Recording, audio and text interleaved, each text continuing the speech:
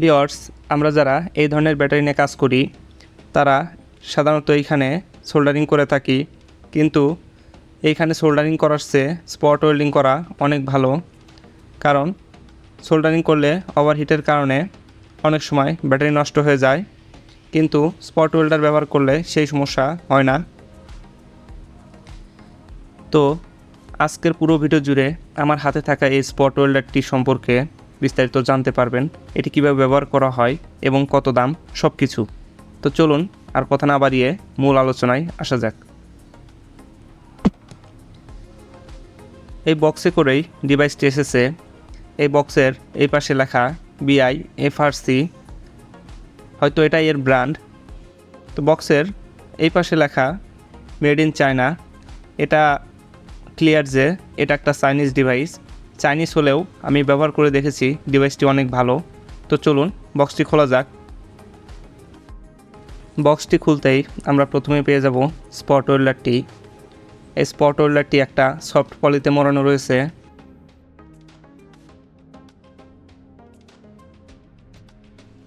দেখি আর কি রয়েছে ভিতরে।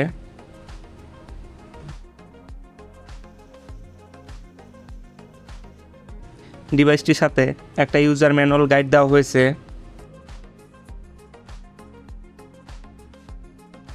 ইউজার ম্যানুয়াল গাইডটি সম্পূর্ণ ইংলিশে লেখা। এটা খুব ভালো কাজ করেছে। ডিভাইসটি ব্যবহার করতে চাইলে ইউজার ম্যানুয়ালটি খুব কাজে দিবে।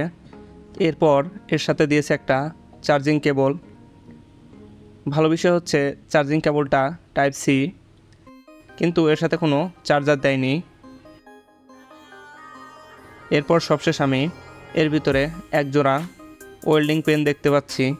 এই ওয়েল্ডিং পেন দিয়ে মূলত স্পট ওয়েল্ড করতে হয়। আর এই ওয়েল্ডিং পেনগুলো 100% কপার দিয়ে তৈরি এবং এগুলো হাই এম্পিয়ার নিতে সক্ষম। এই পেনগুলোর দু মাথায় ক্যাপ লাগানো রয়েছে। ব্যবহার করতে চাইলে ক্যাপগুলো খুলে ব্যবহার করতে হবে। তো এই ছিল বক্সের সাথে থাকা মালামাল। তো চলুন এবার দেখি এই ডিভাইসটি কিভাবে কাজ করে, অর্থাৎ ডিভাইসটির সাথে কি ফাংশন রয়েছে। ডিভাইসটির এই পাশে রয়েছে ছোট একটা ডিসপ্লে। এই ডিসপ্লেতে মূলত এই ডিভাইসটির যাবতীয় ফাংশন এবং কার্যক্রম দেখা যায় এবং এই ডিসপ্লের নিচে রয়েছে দুটি টাচ বাটন। এই দুটি বাটনের মাধ্যমেই যাবতীয় ফাংশন অপারেট করতে হয়। এই পাশে রয়েছে একটা USB পোর্ট। এই পোর্টের সর্বোচ্চ আউটপুট ক্ষমতা হচ্ছে 5 ভোল্ট 2.4 অ্যাম্পিয়ার, অর্থাৎ প্রায় 11-12 ওয়াটের মতো। আর এইখানে রয়েছে একটা টাইপ সি পোর্ট। এটা খুব ভালো একটা বিষয়, কারণ বর্তমান যুগে টাইপ সি পোর্টটা খুব কমন। তো এটা হচ্ছে এর ইনপুট পোর্ট, অর্থাৎ এই ডিভাইসটি চার্জ দেওয়ার জন্য এই পোর্টটা। এরপর এখানে রয়েছে পাওয়ার বাটন। এই পাওয়ার বাটনে 3 সেকেন্ড হোল্ড করে ধরে রাখলে ডিভাইসটি অন হয়ে যায়। দেখুন ডিভাইসটি অন হয়ে গেল। একটা বিষয় ভুলেই গিয়েছিলাম, এই ডিভাইসটির এই দুই পাশে রয়েছে দুটি পোর্ট। এই পোর্ট দুটোতেই মূলত এই পেন দুটি লাগাতে হয়। এখানে একটি রাবারের ক্যাপ দিয়ে লাগানো আছে। ক্যাপগুলো খুলে ফেললেই দেখা যাচ্ছে পোর্টটি। এটি একটি ফিমেল পোর্ট। এই পোর্টেই এই পেনগুলো লাগাতে হয়। এবার এই ডিসপ্লেতে যে ফাংশনগুলো দেখাচ্ছে সেই সব সম্পর্কে একটু ধারণা নিয়ে নেই। এই ডিসপ্লেতে শুরুতে দেখাচ্ছে গিয়ার এবং তার নিচে দেখাচ্ছে কাউন্ট। গিয়ার হচ্ছে কি পরিমাণ অ্যাম্পিয়ারে বা কী পরিমাণ শক্তিতে এই ওয়েল্ডারটি কোনো স্পট ওয়েল্ড করবে। আর নিচে কাউন্ট, অর্থাৎ ডিভাইসটি একবার অন করার পর কতবার স্পট ওয়েল্ড করা হয়েছে সেই বিষয়টি এখানে দেখা যায়। আর এইখানে ব্যাটারি ইন্ডিকেটর রয়েছে, যেখানে এখন দেখাচ্ছে 79%। ডিভাইসটিতে আরও কিছু মুড রয়েছে। সেসব মুডে প্রবেশ করতে চাইলে পাওয়ার বাটনে একবার করে প্রেস করতে হবে। তো চলুন আমরা পাওয়ার বাটনে একবার করে প্রেস করে দেখে আসি সেই মুডগুলো। দেখুন এখানে হিস্টোরি কাউন্ট, এই ডিভাইসটি দ্বারা কতবার স্পট ওয়েল্ড করা হয়েছে সেটা দেখাচ্ছে। আমি মোট 78 বার স্পট ওয়েল্ড করেছি। এরপরে এটাতে দেখাচ্ছে ট্রিগার ভ্যালু, অর্থাৎ এতে সর্বোচ্চ কি পরিমাণ গিয়ার ইউজ করা যায় সেটা দেখাচ্ছে। এরপর রয়েছে অফ টাইমার, অর্থাৎ এই ডিভাইসটি অব্যবহৃত অবস্থায় যদি অন করে রাখি তাহলে কত সময় পর ডিভাইসটি অফ হয়ে যাবে। এটা সেট করে দেওয়া যায়। এখানে আমি 3 মিনিট রেখেছি, আপনারা চাইলে বেশিও রাখতে পারেন। জাস্ট এই বাটনগুলোতে চাপ দিলেই হয়ে যাবে।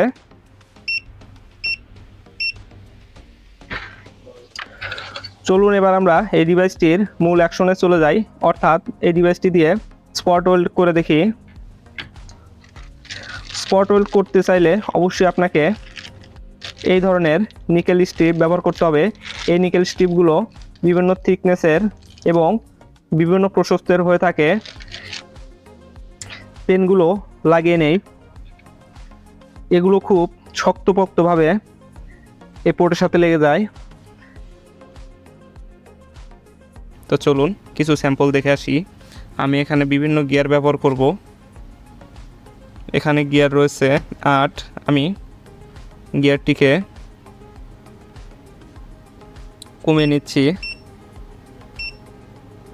আমি 5 দিয়ে দেখাচ্ছি।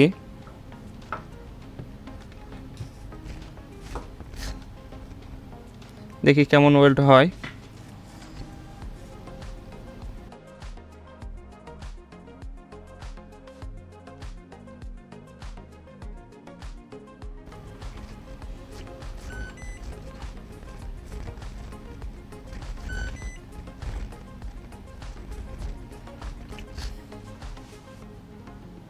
দেখুন ওয়েল্ড হয়েছে, যদিও একটা ওয়েল্ড বাইরে পড়েছে। তো চলুন দেখি, টেনে দেখি খোলে কিনা। মাত্র গিয়ার 5-এ রেখে কাজটা করেছি, মোটামুটি ভালোই। আপনি যত গিয়ার বাড়াবেন তত বেশি ওয়েল্ড হবে। তো চলুন এবার গিয়ার আমরা 10-এ দিয়ে দেখি।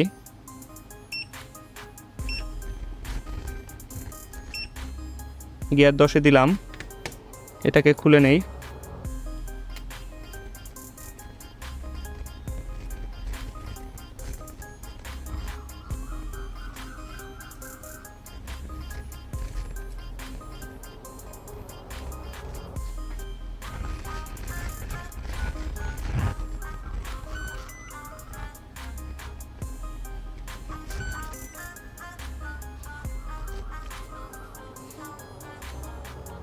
মনে হচ্ছে আগের চেয়ে অনেক বেশি শক্ত হয়েছে, খুব জোরে টানছি, খুলতেছে না। এইভাবে আপনি যত গিয়ার বাড়াবেন এর ওয়েল্ডিং ক্ষমতা তত বাড়বে। চার্জে দেওয়ার আগে ডিভাইসটিকে বন্ধ করে নেই, তাহলে আরও ভালোভাবে বোঝা যাবে কিভাবে চার্জ হচ্ছে। বন্ধ করলে গুড বাই লেখা আসে। তো চলুন এবার এটাকে চার্জে দেই। একটা টাইপ সি পোর্ট, দেখুন ডিসপ্লেতে আলো চলে এসেছে এবং এখানে দেখাচ্ছে ভি ইন 4.99 এবং আই ইন মানে অ্যাম্পিয়ার ইনপুট হচ্ছে 2.0 অ্যাম্পিয়ার। টোটাল পাওয়ার দেখাচ্ছে 9.9 ওয়াট।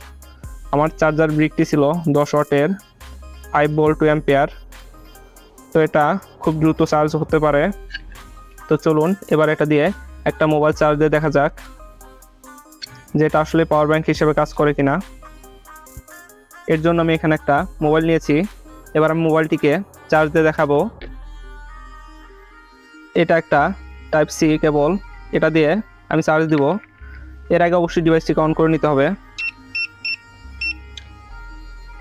এবার এই ইউএসবি পোর্টে কেবলটি লাগিয়ে নিচ্ছি। দেখুন চার্জ হচ্ছে, তার মানে এটা আপনি চাইলে পাওয়ার ব্যাংক হিসেবে কাজে লাগাতে পারবেন। ছোটোখাটো বা মাঝারি কাজের জন্য এই ডিভাইসটি একদম পারফেক্ট। সেই সাথে প্লাস পয়েন্ট হিসেবে রয়েছে পাওয়ার ব্যাংক ফিচারটি। এর ভিতরে থাকা 5000 mAh ব্যাটারি ইমার্জেন্সি সময় আপনাকে ভালোই সাপোর্ট দিবে।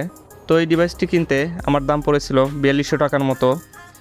ডিভাইসটি আমি কিনেছি দারাজ অনলাইন শপ থেকে। ভিডিওটি যদি ভালো লাগে তাহলে অবশ্যই আমাদের ভিডিওতে একটা লাইক দিবেন, কারণ আপনারা লাইক দিলে আমরা ভিডিও বানাতে উৎসাহ পাই। আর এরকম ভিডিও রেগুলার পেতে চাইলে চ্যানেলটি সাবস্ক্রাইব করে পাশে থাকুন। আর ফেসবুক পেজ থেকে যারা দেখছেন তারা ফেসবুক পেজটি ফলো দিয়ে রাখুন। এতক্ষণ কষ্ট করে ভিডিওটি দেখার জন্য সবাইকে অনেক অনেক ধন্যবাদ।